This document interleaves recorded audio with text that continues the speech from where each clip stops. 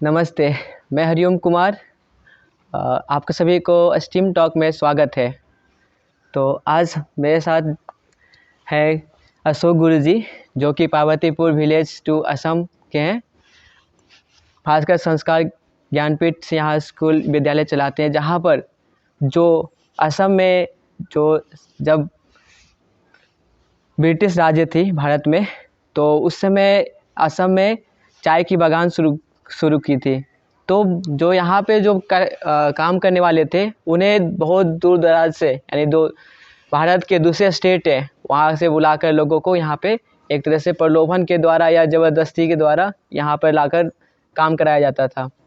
तो ये हम तो आज़ाद हो गए, पर यहाँ की जो एजुकेशन सिस्टम है, यहाँ की जो अभी तक विकास धारा है, बहुत ही कम है। तो इसी में अशोक गुरुजी, जो कि सबका साथ हो विकास सबका सूत्रधार को, जो पूरी तरह से स्टीम को पूरी तरह से व्याख्यान करते हैं। तो मैं गुरुजी से आग्रह करूंगा कि आप भास्कर संस्कार केंद्र के बारे में और आप कैसे यहाँ पर आए। और हाँ, गुरुजी एक्चुअली में महाराष्ट्र के, मुंबई से, और यहाँ पर महाराष्ट्र से आकर यहाँ की जो व्यवस्था देखी, तो गुरुजी ने यहाँ से शुरू की। तो गुरुजी से पूछते हैं। नमस्कार। 1980 में मैं और मेरी पत्नी अपने बेटे के साथ पूर्वोत्तर भारत में आए। उसके पहले मैं नागपुर और मुंबई में रहा हूँ। सारी शिक्षा दीक्षा नागपुर में हुई थी। उसके बाद नागपुर में कुछ वर्ष सर्विस की है। एक मेडिकल कॉलेज में लेक्चरर था, बायोस्टैटिस्टिक्स एंड डेमोग्राफी। उसके बाद post graduate department Nagpur university में 2 वर्ष तक वहाँ सर्विस की। और 1978 में हम लोग मुंबई गए। 2 वर्ष वहाँ लगभग 2.5 पौने 3 वर्ष इकोनॉमिक टाइम्स रिसर्च ब्यूरो में सर्विस की। और 1980 में हम लोग अरुणाचल प्रदेश में, नॉर्थ ईस्ट के अरुणाचल प्रदेश में विवेकानंद केंद्र के माध्यम से यहाँ आए। अरुणाचल प्रदेश में 2 वर्ष तक विवेकानंद केंद्र में रहे, विवेकानंद केंद्र में सर्विस की। वहाँ से ईटानगर में आए। ईटानगर में यहाँ का जो एक अरुणाचल की देवता है दोनी पोलो, यानी सूर्य और चंद्र, तो इस दोनी पोलो मिशन वहाँ का है। दोनी पोलो मिशन की ओर से चलाए जाने वाले दोनी पोलो विद्या भवन नाम का एक पब्लिक स्कूल है। उस पब्लिक स्कूल में 2 वर्ष तक रहे। उसके बाद अरुणाचल प्रदेश में ही लगभग 4.5 वर्ष एक अपना खुद का सेंटर, अरुणाचल यूथ सर्विसेज नाम से एक एजुकेशनल सेंटर शुरू किया था। उसमें 9वीं 10वीं 11वीं 12वीं के छात्र छात्री, लगभग 150 के आसपास छात्र छात्री आते थे वहाँ पर, और केवल एक एकेडमिक एजुकेशनल और उसी के साथ साथ थोड़ा बहुत सोशल एक्टिविटीज़ उसमें व्यस्त थे। 1987 में हम लोगों ने सोचा कि अपने को अगर इंडिपेंडेंटली अगर कुछ करना है, तो अरुणाचल के कुछ बंधन है, नियम है, उस नियम में रहकर हम लोग इंडिपेंडेंटली पूरी तरह से काम नहीं कर सकते हैं। इसलिए आसाम में अगर हम लोग शिफ्ट हो जाते हैं तो वहाँ से काम करना आसान हो जाएगा। यह सोचकर आसाम अरुणाचल बॉर्डर के पास पार्वतीपुर गांव जो है, यहाँ अभी हम लोग यहाँ बैठे हैं, इस गांव में हम लोग शिफ्ट हो गए। नवंबर 1988 की बात है वो। 6 नवंबर एग्जैक्ट बताए तो 6 नवंबर 1988 को यहाँ शिफ्ट हो गए। यहाँ शिफ्ट होने के बाद देखा तो पूरा गांव जो था, पूरा का पूरा गांव अनपढ़ इस हद तक था कि यहाँ के लोगों ने दिल्ली, मुंबई ये नाम भी नहीं सुने थे। उस समय राजीव गांधी जी, इंदिरा गांधी जी, ये लोग प्रधानमंत्री थे, इनके भी नाम इन्होंने सुने हुए नहीं थे। केवल उनकी दुनिया ये हमारा लखीमपुर जिला, ईटानगर, लखीमपुर, तेजपुर, यहाँ से 200 किलोमीटर पर लगभग तेजपुर है, 180 किलोमीटर। तेजपुर से आगे कितनी बड़ी दुनिया है ये जानकारी तक नहीं थी। इस अवस्था में थे। बातचीत में ये सब बातें पता चलती गई। शुरू में तो ऐसी अवस्था थी कि हम लोग जब यहाँ आए तो यहाँ के लोग हमसे बात करने के लिए ही डरते थे, क्योंकि फुल पैंट पहना हुआ व्यक्ति हमारे साथ बात करे, यही उनको बड़ा आश्चर्य लगता था। वो किस उद्देश्य से आया है, कहीं हमको उठा के ले जाएंगे, क्या करेंगे, इस भय के कारण हमसे बातें भी नहीं करते थे। तो कोशिश करने के बाद फिर हमने तय किया कि भाई बड़े लोग तो हमसे बात नहीं कर रहे हैं बड़ी उम्र के, चलो छोटे बच्चों से ही शुरू करें। और फिर टीन एज के बच्चे जब बड़े क्यूरियोसिटी के कारण वो भी आते थे कि ये कौन लॉन्ग पैंट फुल पैंट पहनने वाला आदमी और साड़ी पहनने वाली महिला, ये और बच्चे भी है उनके, और यहाँ आते हैं बच्चे रोज़ यहाँ से कहाँ अरुणाचल में स्कूल जाते हैं। तो ये सब क्या है मामला, वो उत्सुकता रहती थी, वो देखने के लिए शाम को रोज़ आते थे। तो उनसे हम लोगों ने आरंभ किया। शुरू में छोटे छोटे खेल, प्रार्थना, आरती तो नहीं, खेल, प्रार्थना, कहानियाँ, ऐसे छोटी छोटी एक्टिविटी शुरू की। 4-5 महीने के बाद थोड़े बच्चे खुलने लगे। खुलने के बाद उनको पूछा आप लोग स्कूल पढ़ते हो क्या? एक भी बच्चा उसमें ऐसा नहीं था, लगभग 30-40 बच्चे उस समय थे, उसमें एक भी बच्चा नहीं था कभी ज़िंदगी में स्कूल गया था। तो हमने निश्चय किया कि भाई ठीक है, इनको स्कूल तो शुरू करना आसान नहीं था क्योंकि सारा जंगल ही जंगल था। हमारे खुद के रहने के लिए ही बांस की और घास की एक झोपड़ी बनाई थी, तो उसमें स्कूल एकदम आरंभ नहीं था, संभव नहीं था। तो हमने वहीं पर अपने घर के ही सामने के कमरे में कुछ लालटेन लेकर शाम के समय पढ़ाई शुरू कर दी। उसी को हमने स्कूल नाम दे दिया, स्कूल भास्कर ज्ञानपीठ नाम दे दिया। भास्कर नाम देने का एक उद्देश्य था क्योंकि उसके बारे में भी कई सारी गलतफहमी हो गई थी कि इस समाज को जो हमने देखा था ये पूरा दबा हुआ समाज था, आत्मविश्वास का अभाव था, दबा हुआ, कोई भी आएगा कुछ भी बोलेगा सुन लेना है। तो इस तरह का समाज होते हैं। उसके सामने ऐसा सोचा कि भाई कुछ ऐसा आदर्श रखा जाए कि जो तेजस्वी हो, कि इनमें आत्मविश्वास निर्माण करना है तो कुछ तेजस्विता का आदर्श लेकर ही हम लोग काम शुरू करें। इसलिए, और फिर ये भी पता नहीं था कि ये इनका संस्कृति क्या है, किस भगवान को मानते हैं किसको नहीं मानते हैं, कुछ भी जानकारी नहीं थी। इसलिए हमने सोचा कि भाई सूर्य भगवान ऐसा है कि जो प्रत्यक्ष रूप से दिखता है, तेजस्विता का प्रतीक है, और सूर्य के लिए कोई जाति इसका या ये भगवान वो भगवान इस तरह का ऐसा कुछ विवाद नहीं है। तो एक नॉन कंट्रोवर्शियल गॉड और एक आदर्श प्रतीक, तेजस्विता का प्रतीक इस रूप में हमें भास्कर नाम से, भास्कर ज्ञानपीठ ऐसा उसको नाम दे दिया। घर के अंदर कमरे में बैठ के शुरू थे, फिर संख्या बढ़ती गई, बच्चों को मज़ा आने लगा। रोज़ खेल भी होते हैं, कहानियाँ भी सुनते हैं, कुछ गाने बोलते हैं, और उसके साथ साथ थोड़ी सी पढ़ाई भी होती है। हमको लिखने के लिए सिखा रहे हैं, पाटी पेंसिल लाए थे, पाटी पेंसिल से उनको लिखने सिखाते थे। तो उस समय उनकी कल्पना ये थी कि हमारी पढ़ाई शुरू हुई, मतलब हमको पढ़ाएंगे, क्या पढ़ाएंगे? तो शिक्षा माने क्या, एजुकेशन माने क्या? तो हमको यहाँ पर नाम लिखने के लिए सीखा जाएगा। जिस समय हमारा नाम लिखना आ गया, हो गया पूरा, तो शिक्षा खत्म, एजुकेशन खत्म हो गए। यही एजुकेशन की कल्पना थी।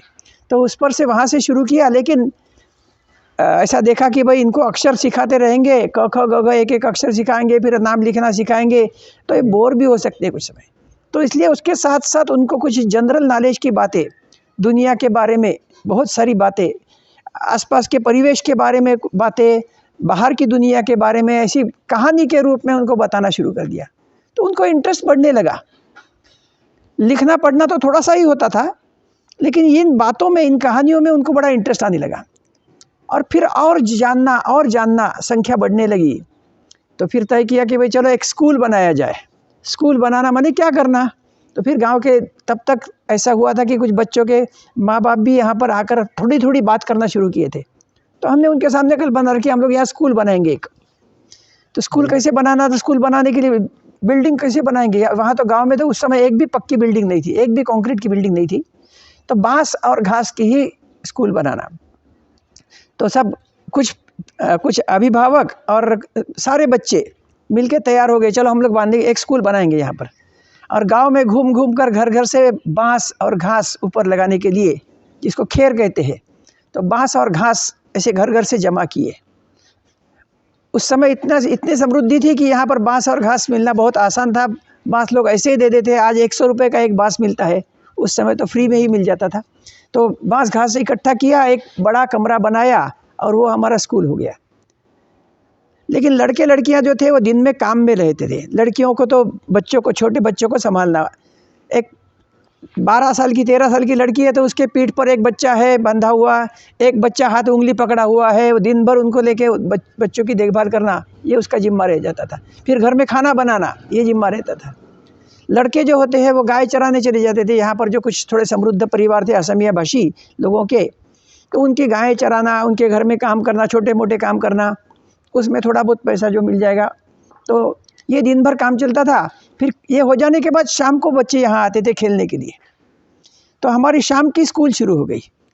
भास्कर ज्ञानपीठ नाम से ही एक हॉल के अंदर बिजली नहीं थी। यहाँ आने के बाद हम लोग 20 साल तक यहाँ बिजली नहीं थी, तो लालटेन लेकर 7-8 लालटेन हम लोगों ने खरीद लिए, और 7-8 लालटेन लेकर उसके एक एक लालटेन के बाजू में 4-5 लोग बैठेंगे, थोड़ा बहुत लिखना करेंगे, उसके बाद कहानी सुनेंगे, उसके बाद जानकारी सुनेंगे।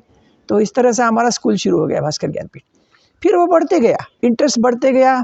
फिर कुछ लोगों ने बोला सर हम लोग यहाँ कुछ और भी करेंगे। तब मेरे मन में एक कल्पना आई थी कि भाई इनको हम लोग क्या सिखा सकेंगे।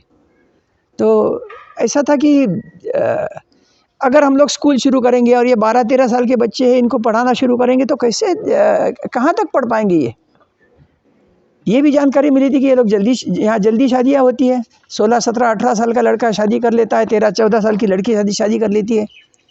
तो इसलिए ज़्यादा समय तो उनको पढ़ा नहीं पाएंगे। फिर ऐसा लगा कि इसके साथ साथ कुछ उद्योग शुरू किए जाए, छोटे छोटे उद्योग शुरू करेंगे ताकि उनकी कमाई हो सके, और हो सके तो बाद में इसका कोऑपरेटिव ऐसे अलग अलग उद्योग बनाकर, और थोड़ा बहुत उतना हिसाब किताब लिखना, जो उद्योग के लिए थोड़ी बहुत आवश्यक जो जितना लिखाई पढ़ाई है उतनी उनको सिखाकर, और यहाँ एक कोऑपरेटिव एक्टिविटी शुरू की जाए, ऐसा ही मन में था। उसके हिसाब से हम लोगों ने उनको शिक्षा देना शुरू कर दिया, पढ़ाई करना शुरू कर। लेकिन फिर कुछ 1, 2, 3, 4 साल हो जाने के बाद उनसे बात की, लगभग शायद हो सकता है 91-92 की बात है। उनको कहा कि आप लोग की पढ़ाई तो देर से शुरू हुई है, 12-13 साल की उम्र में, आपकी 14 साल की उम्र में पढ़ाई शुरू हुई है, लेकिन तो इसके कारण आप लोग तो बहुत आगे, आपको तो बाद में शादी हो जाएगी, जिम्मा आ जाएगा परिवार का, आप आगे नहीं बढ़ पाएंगे ज़्यादा। अगर आपके भाइयों को हम बचपन से ही पढ़ाएंगे तो फिर वो लोग आपसे भी बहुत आगे जा सकते हैं, अपने समाज आगे बढ़ सकता है। तो ये सोचकर फिर उनसे बात की, बोला कि इसके लिए छोटे बच्चों के लिए अपने को स्कूल शुरू करना चाहिए। तो कौन पढ़ाएगा, शिक्षक तो है नहीं, बाहर से शिक्षक तो आएंगे नहीं यहाँ पर सिखाने के लिए। तो मैंने कहा कि आप में से कुछ लोगों को शिक्षक बनना पड़ेगा। पहले तो सब आनाकानी करते रहे कि नहीं सर हम कहाँ सकेंगे, हम तो नहीं, हमसे तो नहीं हो सकता, हम कहाँ पढ़ाएंगे, हम नहीं जानते कुछ। लेकिन फिर उसमें से 2 लड़के या 2 लड़कियाँ पहले तैयार हो गए। एक लखन साहू, प्रसन्न बावरी नाम के 2 लड़के थे, और पार्वती मुंडा और बांधनी मुंडा, ये दोनों लड़कियाँ। पहले 4 शिक्षक यहाँ पर शिक्षक बनने के लिए तैयार हो गए। फिर उनको शिक्षक बनाकर हम लोगों ने सुबह के लिए स्कूल शुरू कर दिया। सुबह 6:30 बजे स्कूल शुरू हो जाती थी, छोटे बच्चों की स्कूल। तो उसमें 6 साल के बच्चे से लेकर, तो उसमें भी 10-12 साल तक के बच्चे, लड़के लड़कियां वहाँ पर आना शुरू हो गया। हम लोगों ने 6 क्लासेस बनाए, चौथी तक की, KG1, KG2, क्लास 1, 2, 3, 4, ऐसे 6 क्लासेस बनाई। वो 4 शिक्षक और हम दोनों, मैं और मेरी पत्नी, ऐसे 6 लोग हम लोगों ने यहाँ पढ़ाना शुरू कर दिया। शुरू में तो गांव के लोग कहने लगे कि नहीं सर आप पढ़ाएंगे तो हम भेजेंगे, या हमारी पत्नी पढ़ाएगी तो भेजने के लिए तैयार, ये बच्चे क्या पढ़ाएंगे, ये लोग तो कुछ भी नहीं जानते। लेकिन इन शिक्षकों की कमाल थी कि उन्होंने जिस लगन के साथ, जिस मेहनत के साथ, रोज़ शाम को, रात को पढ़ाई के बाद, रात को बड़े लड़कों की पढ़ाई होती थी, उसके बाद में वो लोग रुक के, चारों शिक्षक कल क्या पढ़ाना है उसकी तैयारी कर लेते थे, और तैयारी करके दूसरे दिन वो पढ़ाते थे। उसके कारण धीरे धीरे बच्चों में वो पॉपुलर होने लगे शिक्षक। माँ बाप भी उनको एक्सेप्ट करने लगे, स्वीकार करने लगे, और वो शिक्षक के रूप में उनको गांव में मान्यता मिल गई। शुरू में थोड़ी मजाक उड़ाई गई कि ये क्या जानती है या ये क्या जानती है, लेकिन बाद में समाज ने उनको एक्सेप्ट किया, और वो स्कूल धीरे धीरे बढ़ते गया, संख्या भी बढ़ती गई, स्कूल भी बढ़ते गया। सुबह 6:30 से 10:30 तक स्कूल चलती थी। दोपहर के समय यही शिक्षक फिर छोटे छोटे उद्योग करते थे। 6:30 से 10:30 बजे तक वो लोग पढ़ाते थे। आखिरी पीरियड हम दोनों लेते थे सबका इकट्ठा।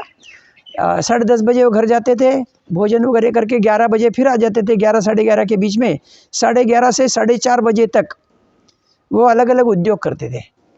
लड़कियों ने मोती के गहने बनाना सीखा था। हम लोग जब छुट्टियों में घर जाते थे नागपुर, तो हर साल कुछ कभी 2-3 लड़के या 2-3 लड़कियों को साथ में ले जाते थे। वहाँ 1-2 महीने के अंदर जो कुछ वोकेशनल ट्रेनिंग उनको दे सकते वो दिलवाते थे। तो लड़कियों ने वो मोती के गहने बनाने का बहुत तेज सीख लिया, बहुत फास्ट सीख लिया था और बहुत सुंदर गहने बनाने लगी। मोती के गहने, टेलरिंग का काम सीखा, लड़कों ने बुक बाइंडिंग का काम सीखा। फिर हम लोग एक साथ होलसेल पे ये लेके आए, पेपर कटिंग मशीन, तो हैंड कटिंग था, इलेक्ट्रिक मशीन तो बिजली का सवाल ही नहीं था। हैंड कटिंग से पेपर काट के बाइंडिंग करके और नोटबुक्स बनाना शुरू कर दिया। ऐसे छोटे छोटे उद्योग यहाँ शुरू हो गए। कुछ लड़कों ने कंक्रीट की ब्रिक्स, सेमी हॉलो ब्रिक्स, ऐसी हाथ के फार्मेसी, बिना बिजली के, बिना इसके, ऐसे वो भी ट्रेनिंग लेकर आए। वो वेंटिलेटर की जालियाँ, ऐसे उद्योग भी शुरू हो गए और बहुत अच्छी तरह से चलने लगे। तो ये सारा बढ़ते बढ़ते हमने एक एक क्लास बढ़ाते गए। चौथी के बाद 5वीं 6वीं, शिक्षकों की संख्या भी बढ़ने लगी। लगभग 8वीं तक ये क्लासेस बढ़ गई थी। लेकिन उस समय थोड़ा हमारे घर में एक बहुत बड़ा प्रॉब्लम हो गया, एक बड़ी दुर्घटना हो गई। सन 2000 में मेरे माँ पिताजी का एक्सीडेंट हो गया और पिताजी की तो उसी दिन मृत्यु हो गई और माँ को पैरालिसिस हो गया। तो पैरालिसिस होने के कारण माँ पूरी तरह से बेड रिडन हो गई थी। बेड रिडन होने के कारण फिर हमको माँ के साथ रहना आवश्यक हो गया। माँ कुछ भी हिल डुल नहीं सकती थी। तो उसकी वजह से फिर यहाँ का जो सारा जिम्मा था हमने कल्याण आश्रम को यहाँ पर दिया चलाने के लिए, और हम दोनों कुछ समय के लिए माँ की सेवा में नागपुर पहुँच गए। 2000 से लेकर 2006 तक हम लोग नागपुर में रहे। उस समय तो हम लोगों ने यहाँ पर एक बार भी नहीं आए थे 6 सालों में। कल्याण आश्रम चला रहा है, उनकी तरीके से चला रहा था, उन्होंने चलाया भी बहुत अच्छी तरह से। गांव-गांव में उनकी एक्टिविटीज़ फैलाई कल्याण आश्रम ने। लेकिन विद्यालय को फॉर्मल स्वरूप दिया गया, विद्यालय को विद्या भारती के साथ संलग्न किया गया। आसाम शिशु शिक्षा समिति के साथ संलग्न करके आसामी माध्यम का एक रेगुलर स्कूल शुरू हो गया। मुझे इसमें शिक्षकों की कमाल लगती है, क्योंकि हम दोनों आसामी भाषा नहीं जानते थे। हमने जो उनको पढ़ाया था हिंदी और थोड़ा बहुत अंग्रेजी, ज़्यादा करके हिंदी ही, थोड़ा सा अंग्रेजी उनको सिखाया था। और वही वो स्कूल में भी हमारे यहाँ हिंदी अंग्रेजी ही ज़्यादा चलता था, बाकी विषय जो चलते थे हिंदी इंग्लिश में ही चलते थे। लेकिन जैसे वो स्कूल का माध्यम बदल के आसामी मीडियम शुरू किया, शिक्षकों को आसामी का क ख ग घ भी हमने नहीं सिखाया था। लेकिन मेरी जानकारी के अनुसार उन्होंने 1 साल के अंदर, वो शिक्षकों ने कड़ी मेहनत करके और आसामी भाषा सीख ली और वो आसामी माध्यम से भी सिखाने लगे। ऐसा करके वो स्कूल को स्थिरता प्राप्त हो गई। स्कूल बढ़ रही थी, चल रही थी ठीक तरह से। ये शिक्षकों ने एकदम नहीं के बराबर, उस समय सैलरी, जब हम चलाते थे उस समय तो सैलरी थी ही नहीं उनको। अपने भाई बहनों को पढ़ाना है, अपने समाज के बच्चों को पढ़ाना है, तो आपको उतना करना पड़ेगा। तो इसलिए सुबह 6:30 से 10 तक वो पढ़ाते थे। उसके लिए 1 पैसा भी उनको नहीं मिलता था। जो कुछ उद्योग करते थे, उद्योग में जो कुछ प्रोडक्शन होता था, वो बेचकर जो पैसा आएगा वो उनको मिलता था, वही उनकी सैलरी थी। गुरुजी, मैं बीच में, हाँ मतलब सवाल कि अभी वर्तमान में गुरुजी इसकी मतलब भास्कर संस्कार केंद्र की दिनचर्या कैसी है? तो ये फिर थोड़ा सा ये गैप, इसी को आगे कंटिन्यू करते करते हुए मैं इस पर आ जाता हूँ जी। तो 2006 से हम लोगों ने यहाँ एक ऐसी दुर्घटना हुई थी। उसके बाद हम यहाँ आए। यहाँ आने के बाद फिर से तय किया कि नहीं, दोबारा हम इसको आगे बढ़ाएंगे। और 2008 में हम लोग यहाँ पूरी तरह से शिफ्ट हो गए। 2008 में तब तक तो हम लोग का ऐसा था कि सेल्फ डिपेंडेंट ही रहना, यानी कहीं से कुछ डोनेशन नहीं, कुछ नहीं, और अपने इस पर यहीं पर जो जनरेट हो जाएगा फंड्स वगैरह जो उद्योग से जो होंगे उसी पर चलाना।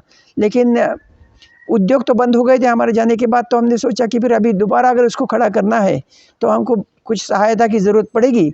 इसलिए मेरे दोस्त, मेरी पत्नी की सहेलियाँ, बचपन के शाखा के हमारे दोस्त और कुछ रिश्तेदार, ऐसे मिलकर एक छोटा सा ट्रस्ट नागपुर में बनाया। और ट्रस्ट के माध्यम से फिर यहाँ पर विकास का कार्य शुरू हो गया, भौतिक विकास का भी जी, ये शैक्षिक विकास के साथ साथ।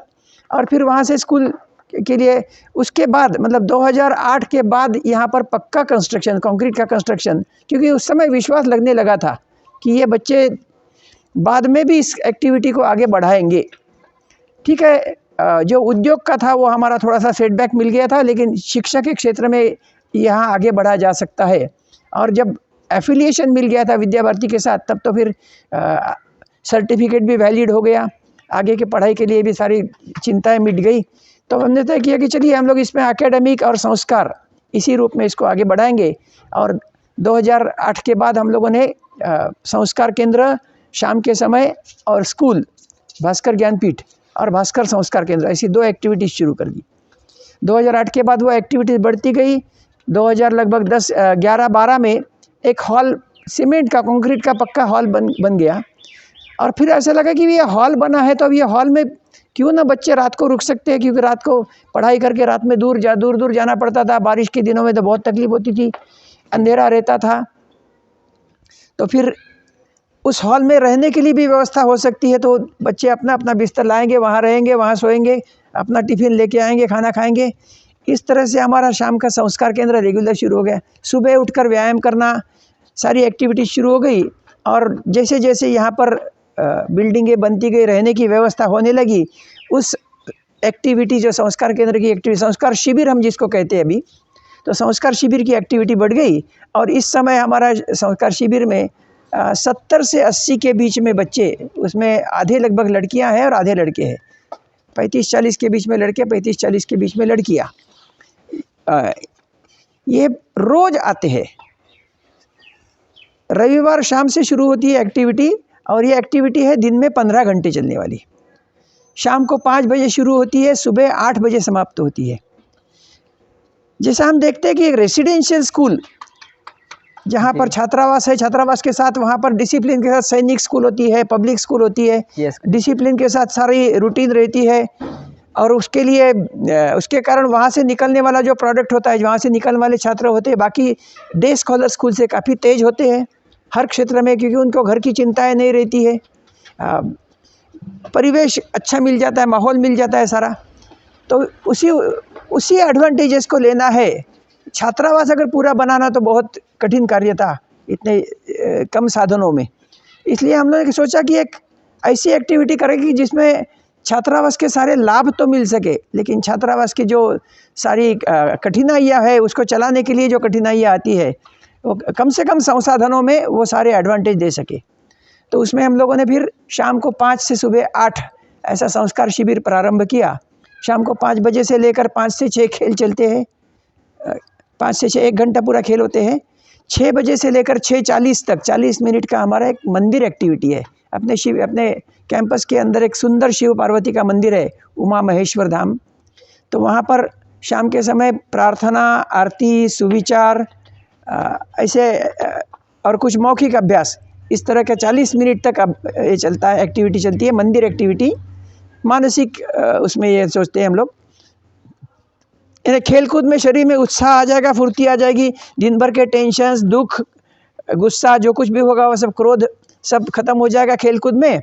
उसके बाद मन को शांत करने के लिए मंदिर में 40 मिनट की एक्टिविटी, मन के संस्कार, शरीर के संस्कार, मन के संस्कार, और उसके बाद पढ़ाई के संस्कार। उसके बाद 2 घंटा तक, यानी 7:15 से लेकर 8:45 तक, वैसे थोड़ा सा समय कभी सीज़न के हिसाब से कम ज़्यादा होता है। जब दिन बड़ा होता है तो 7:15 से लेकर 8:45 बजे तक ये एक्टिविटी चलती है। 2 घंटे पढ़ाई करते हैं और सेल्फ स्टडी होती है। अभी तो जैसे मैंने शुरू में वर्णन किया था, उसके बाद यहाँ पर बाकी गांव बड़ा होते गया, बाहर से लोग आते गए, इनकी ज़मीनें जाती गई, इनकी संख्या भी कम होती गई थोड़ी बहुत, लेकिन उसके बावजूद कुछ अच्छी भी बातें हुई थी। उसमें स्कूल खुल गए, बहुत सारे स्कूल खुल गए, सरकारी स्कूल खुल गए। सरकारी स्कूल 10वीं तक का खुला, अभी 12वीं तक के भी सरकारी स्कूल हो गए। तो और इन बच्चों में भी जो प्राइमरी शिक्षा का जो कठिनाई थी, वो हम लोगों के यहाँ पर प्राइमरी स्कूल गवर्नमेंट की तो थी, लेकिन ये लोग जाते नहीं थे, और जाते थे भी उसके बावजूद भी वहाँ शिक्षा का स्तर बहुत कम था, तो उसकी वजह से आगे पढ़ाई नहीं कर पाते थे, 5वीं 6वीं तक पढ़ाई करके छोड़ देते थे। तो यहाँ हमने फिर प्राथमिक विद्यालय शुरू किया था। हमारा भास्कर ज्ञानपीठ जो अभी भी प्राथमिक विद्यालय है, 5वीं तक का है। तो प्राथमिक विद्यालय पढ़ने के बाद अलग अलग स्कूल कॉलेज में जाने लगे। अब उनके लिए संस्कार शिविर शुरू हो गया। कि वो बाहर किसी भी स्कूल कॉलेज में पढ़ते हो, शाम को यहाँ इस माहौल में रहेंगे, 8:45 तक पढ़ाई करेंगे, उसके बाद अपने अपने घर से लाया हुआ खाना एक साथ मिल बैठकर खाएंगे। लड़कियों का रहने का व्यवस्था अलग है, लड़कों का अलग है। वो अलग अलग अपना अपना खाना खाते हैं। खाना खाने के बाद जो छोटे बच्चे हैं वो अभी सो जाते हैं। अभी इस समय यहाँ जो शिविर में आने वाले बच्चे हैं वो लगभग तीसरी चौथी क्लास से लेकर तो ग्रेजुएशन तक के हैं। तो सीनियर लोग जूनियर लोगों को मदद करते हैं, कुछ कठिनाई आती है, डिफ़िकल्टी आती है तो हेल्प करते हैं, लेकिन कोचिंग इस रूप से यहाँ पर नहीं है। अपना अपना सेल्फ स्टडी ही करते हैं, थोड़ी बहुत गाइडेंस उनको सीनियर्स से मिलती है। फिर ये 9:30 बजे छोटे बच्चे सो जाते हैं, बड़े उसके बाद भी थोड़ी देर पढ़ाई करते हैं, 10:30-11 बजे तक पढ़ाई करते हैं। सुबह 4:30 बजे सभी उठते हैं। 4:30 बजे उठकर 5 बजे सूर्य भगवान और हनुमान जी की प्रार्थना करते हैं। 5:15 से लेकर 5:15 से लेकर 6 बजे तक 45 मिनट तक व्यायाम होता है। व्यायाम में भी अलग अलग तरीक़े का व्यायाम होता है। बारिश के मौसम में योगासन चलते हैं, 2-3 महीने 4 महीने तक योगासन का अभ्यास होता है। कभी संचलन होता है, व्यायाम योग होते हैं, जूडो कराटे भी सिखाए जाते हैं। तो तरह तरह की एक्टिविटीज़, डबल बार है, सिंगल बार है, हाई जंप, लॉन्ग जंप, इसके लिए सारी सुविधा करके रखी है। तो ये अलग अलग समय में अलग अलग एक्टिविटी चलती है, खेल, लेकिन कस के व्यायाम पूरा 45 मिनट तक होता है। फिर 6 से 7 के बीच में स्वच्छता का ध्यान दिया जाता है। जहाँ रहने का निवास स्थान है उसको पूरा साफ़ सफाई करना, अपने खुद को नहाना। 4 बच्चों को मंदिर की पूजा का जिम्मा है, वो लोग पहले नहाकर अपना पूजा का वेश पहनकर पूजा में चले जाते हैं। बाकी बच्चे जो होते हैं अपनी साफ़ सफाई करके अपना स्नान वगैरह करके फिर सब मंदिर में पूजा तब ख़त्म होने के पहले आरती के लिए सब लोग वहाँ पहुँच जाते हैं। 7 बजने के 5-10 मिनट पहले आरती शुरू होती है, 7 बजे आरती समाप्त होती है। आरती समाप्त होने के बाद फिर पढ़ने के लिए फिर बच्चे बैठते हैं। पढ़ाई, जिनकी जल्दी स्कूल है वो 7:30 बजे जाते हैं, जिनकी स्कूल थोड़ी देर से है वो लोग 8 बजे तक पढ़ाई करते हैं। 8 बजे सभी बच्चे घर जाते हैं।